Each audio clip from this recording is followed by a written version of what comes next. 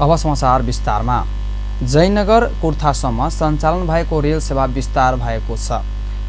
महोत्तरीदेखि भाङासम्म विस्तार हुन लागेको जयनगर जनकपुरधाम कुर्थासम्म चल्दै आएको रेल आइतबारदेखि महोत्तरीको सीतापुर भाङासम्म चल्ने भएको छ। भौतिक पूर्वाधार तथा यातायात मन्त्री प्रकाश ज्वालाले आइतबार सीतापुर भाङा स्टेसनको उद्घाटन गर्ने कार्यक्रम रहेको छ।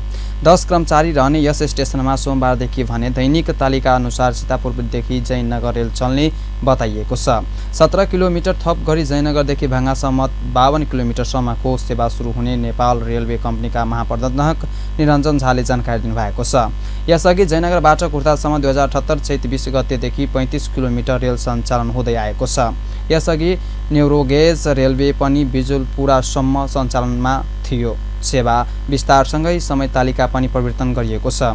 निर्माण कार्य सम्पन्न भएको कुर्थाबाट बिजुलपुरासम्मको रेल ट्र्याक गत जेठ 18 गते भारतीय railway company IRCON international company लिमिटेडका महाप्रबन्धक दीपक कुमारले नेपाल रेलवे कम्पनी लिमिटेडका महाप्रबन्धक निरञ्जन कुमार झालाई हस्तान्तरण गर्नुभएको